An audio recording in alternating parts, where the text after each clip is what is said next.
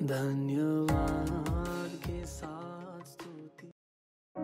शीघ्र आने वाले प्रभु यीशु मसीह के नाम में सबको सलाम। आइए हम परमेश्वर के वचन से थोड़ी देर मनन करेंगे। मेरे साथ आप निकालिए प्रकाशित वाक्य उसका 1 अध्याय उसका 9 और 10 वचन। यहाँ इस प्रकार लिखा है, मैं यूहन्ना जो तुम्हारे भाई और यीशु के क्लेश और राज्य और धीरज में तुम्हारी सौभागी हूँ। परमेश्वर के वचन और यीशु की गवाही के कारण पतमोस नामक टापू में था। मैं प्रभु के दिन आत्मा में आ गया। ये वचन पर हम थोड़ी देर मनन करेंगे। यहाँ इस प्रकार लिखा है, प्रभु के दिन यूहन्ना जो है पवित्र आत्मा से भर गए। ये बड़ी सोचने वाली बात है। ये यूहन्ना जो है पतमोस नाम टापू में है, वहां उसका कोई भी नहीं है। उसको मरने के लिए छोड़ दिया गया है, क्योंकि वो और कोई गलत काम करके नहीं, वो परमेश्वर के सुसमाचार के कारण उस समय उसको सताया गया। कलीसिया एक बहुत बड़ी सताव में होकर उस समय जा रहे थे। लोगों ने यीशु मसीह को क्रूस दिया। लोगों ने सोचा क्रिश्चियनिटी खत्म हो जाएंगे। उसके बाद एक एक करके यीशु मसीह के चेले को मृत्यु के हवाले कर दिया। यहाँ पर यूहन्ना को भी मरने के लिए जो है पतमोस नाम ये टापू में छोड़ दिया गया। वहां पर भी क्या यूहन्ना का प्रेम प्रभु के प्रति कम हुआ है? नहीं। यहाँ लिखा है, प्रभु के दिन वो आत्मा में आ गया। टापू में जहाँ कोई भी नहीं है, ना उसके परिवार के कोई सदस्य है, ना कोई लोग है, कोई मित्र है, कोई विश्वासी है, कुछ भी नहीं। और ना कोई खाना है, पीने का कुछ नहीं है, सब कुछ उसके आगे केवल मृत्यु है। ऐसे समय पर भी उसको प्रभु के दिन याद था। सोचने वाली बात है। आज मैं और आप 1 महीने से ऊपर हो रहे हैं, हम कलीसिया में जमा नहीं हो पा रहे, लेकिन क्या मैं और आपके अंदर परमेश्वर के प्रति जो प्यार है, समर्पण है, उसमें कहीं कमी ना आए। हम तो बहुत अच्छे परिस्थिति में हैं। हम अपने परिवार में हैं, अपने लोगों के साथ है, खाने पीने का भी वस्तु है हमारे पास, और हम जरूरी काम के लिए बाहर भी जा सकते हैं। यूहन्ना की परिस्थिति नहीं है, फिर भी हम अपने आप को जांचें कि ऐसी परिस्थिति में हमारे अंदर चर्च ना जाने के कारण प्रभु के प्रति प्रेम तो नहीं कम हुआ, क्या हम उसके प्रेम में और बढ़ाए? यूहन्ना टापू में जहां कोई नहीं था, मृत्यु उसके आगे था, वो रो नहीं रहा था, वो बैठ के निराश नहीं हो रहा था। वो उस समय पर प्रभु में आनंदित रहा। परमेश्वर हमारे जीवन से यही उम्मीद रखता है। हमारे जीवन से परमेश्वर यही चाहता है कि हम हर परिस्थिति में उसे प्यार करें। और यहाँ पर हम देखते हैं यूहन्ना को कलीसिया के विषय में एक बहुत बोझ था कि मैं भी इधर आ गया हूँ, अब कलीसिया का क्या होगा? और परमेश्वर उसके अनुसार स्वयं यीशु मसीह उसको दर्शन देता है। पहले वो पवित्र आत्मा की उपस्थिति से भर जाता है, उसके बाद प्रभु यीशु मसीह स्वयं उसको दर्शन देता है। उसको दर्शन देके उस समय जो 7 कलीसिया है, उस कलीसिया के विषय में उसके होने वाली बातों को पूरा प्रकट करता है। न केवल उस कलीसिया के विषय में आज हम जिस परिस्थिति का सामना कर रहे हैं, वो भी उसी दिन परमेश्वर ने यूहन्ना को दर्शन में दिया। और दुनिया में क्या होने वाला है, हम प्रभु के लोग जानते हैं इस बात को, क्योंकि वो सारी बातें इस किताब में लिखी हुई है। उसकी 2 अध्याय में परमेश्वर यीशु मसीह यूहन्ना को इफिसुस कलीसिया के विषय में कुछ बातें बताते हैं। आज हम उस विषय पर ध्यान देंगे। इफिसुस की कलीसिया के दूत को ये लिख, मैं तेरे काम और तेरे परिश्रम और तेरे धीरज को जानता हूँ। ये भी है कि तू बुरे लोगों को देख नहीं सकता और जो अपने आप को प्रेरित कहते हैं और है नहीं, उन्हें तूने परख कर झूठा पाया है।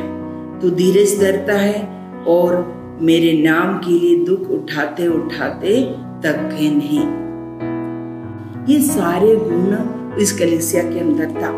ये वो काम और वो परिश्रम नहीं है जो हम दिन भर करते हैं। ये परमेश्वर के सुसमाचार के लिए जो काम वो करते थे, परमेश्वर की राज्य की बढ़ोतरी के लिए जो परिश्रम करते थे, इस बात को इधर यीशु मसीह से कहना करता है और ये बताता है कि तू जो प्रेरित है नहीं है और प्रेरित बन बैठे हैं, तूने उनको परखा है।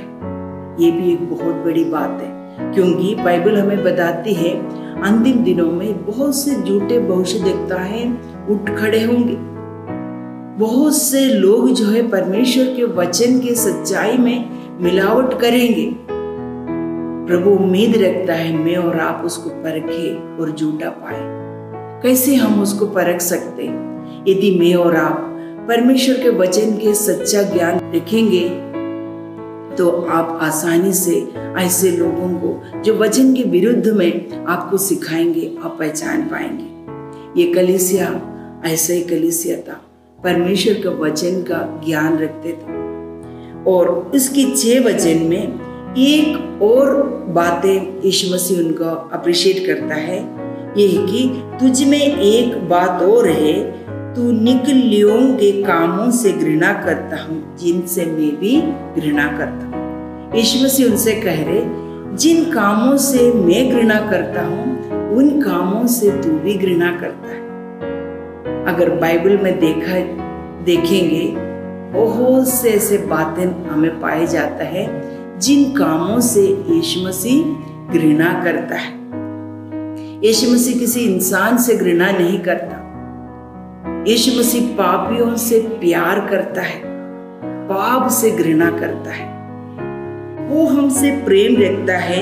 उसने अपने लहू के द्वारा हमें पापों से छुड़ाया है और हमें एक राज्य और अपने पिता परमेश्वर के लिए याजक भी बना दिया। इतना प्यार कोई नहीं कर सकता। हमारे लिए अपने प्राण को बलिदान किया। वो यीशु मसीह किसी से घृणा नहीं करता, लेकिन पाप से घृणा करता है, पाप की स्वभाव से घृणा करता है। प्रभु यही उम्मीद और आशा मुझसे और आपसे रखता है। जिन कामों से परमेश्वर घृणा करता है उन कामों से हम भी घृणा करें, माने उन कामों को हम ना करें। एक वचन हम देखेंगे जिन जिन बातों से प्रभु यीशु मसीह घृणा करता है। नीति वचन 6 अध्याय उसके 16 से 19 पद में इस प्रकार लिखा है, 6 वस्तुओं से यहोवा बैर रखता है, वरन 7 है जिनसे उसको घृणा है, अर्थात घमंड से चढ़ी हुई आंखें, झूठ बोलने वाली जीभ और निर्दोष का लहू बहाने वाले हाथ, अनर्थ कल्पनाएं गढ़ने वाले मन, बुराइयां करने को वेग दौड़ने वाले पांव, झूठ बोलने वाले साक्षी और भाइयों के बीच में झगड़ा उत्पन्न करने वाले मनुष्य। प्रभु कहता है मुझे इन 7 बातों से बहुत घृणा है। और प्रभु हमसे भी चाहता है हम भी ऐसे कामों को त्याग दें। ऐसे काम हमारे जीवन में ना होना चाहिए। सबसे पहले लिखा है घमंड। घमंड एक बहुत बड़ा पाप है। बहुत से लोग इस चीज पर ध्यान नहीं देते। आज हम अपने वर्तमान युग में, वर्तमान समय पर हम देख रहे हैं जो लोग अपने धन पर घमंड करते थे, ताकत पर घमंड करते थे, अपने ज्ञान पर घमंड करते थे। एक छोटा सा वायरस के सामने सारा घमंड सब कुछ फेल हो गया।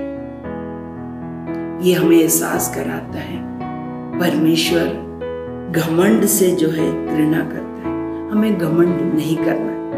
बाइबल बताती है यदि घमंड करना है किसी को, एक की बात में घमंड करो। मैं और आप वो जीवित परमेश्वर प्रभु यीशु मसीह को जानता है और पहचानता है। इसके अलावा जो भी चीज पर आप घमंड करेगा वो सब कुछ इसी दुनिया में रह जाएंगे। परमेश्वर घमंड से घृणा करता है। फिर लिखा है झूठ से घृणा करता है, इनोसेंट ब्लडशेड से वो घृणा करता है। अनर्थ कल्पनाएं, गलत बात सोचने वाले मन से परमेश्वर घृणा करता है। बुराई करने के लिए भागने वाले पांव से भी परमेश्वर नफरत करता है। माने परमेश्वर नहीं चाहता हम बुराई करें, परमेश्वर चाहता है हम भलाई से बुराई को जीत लो। और झूठ बोलने वाले साक्षी, किसी के विरुद्ध में झूठा साक्षी नहीं देना है। और फिर लिखा है भाइयों के बीच में कभी झगड़ा नहीं करना है, झगड़ा उत्पन्न नहीं करना है। इन चीजों से प्रभु यीशु मसीह घृणा करता है। और प्रभु उस कलीसिया को बोल रहे हैं, जिन बातों से मैं घृणा करता हूं तुम भी उन बातों से घृणा करता है। इस बात का प्रभु यीशु मसीह उनका सराहना करता है। आज हम अपने आप को जांचें, ऐसा कोई बातें हमारे जीवन में न पाए जाए। लेकिन इतना सब कुछ बताने के बाद एक बात में प्रभु यीशु मसीह उस कलीसिया के विषय में एक कमी को देखता है।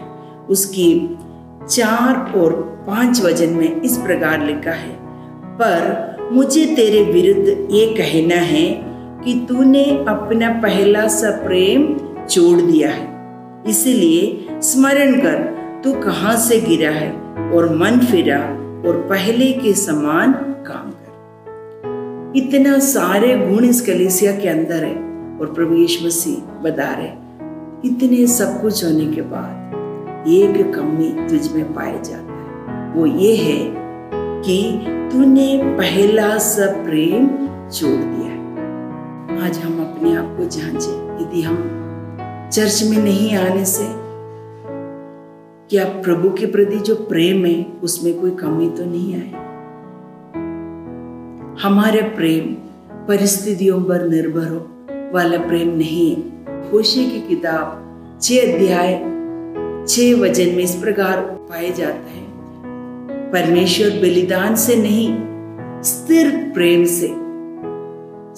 प्रेम से प्रसन्न होता है। स्थिर रहने वाले प्रेम। उसी किताब में इस प्रकार लिखा है, तुम्हारे प्रेम ओस के समान है। ओस क्या होता है? रात को गिरते हैं, सूरज उगते ही गायब हो जाता है। परमेश्वर ऐसा प्रेम मुझसे और आपसे नहीं चाहता। परिस्थिति के ऊपर नहीं, हर परिस्थिति में परमेश्वर के प्रति जो प्रेम है उसमें कभी कमी आने ना दे। हबक्कुक के समान प्यार परमेश्वर चाहते हैं। हबक्कुक नबी इस प्रकार कहता है, चाहे अंजीर के वृक्ष में फल लगे या ना लगे, भेड़शाला में धोखा पाए, लेकिन तो भी मैं परमेश्वर के कारण आनंदित और मगन रहूंगा। क्या मैं और आप आज ये कह सकते हैं? परमेश्वर हमारे जीवन से ऐसा प्यार ढूंढता है। रोमियो की किताब उसका 8:35 में पौलुस इस प्रकार कहता है, मसीह के प्रेम से मुझे कौन अलग कर सकता है? मसीह के प्रेम से मुझे कौन अलग कर सकता है?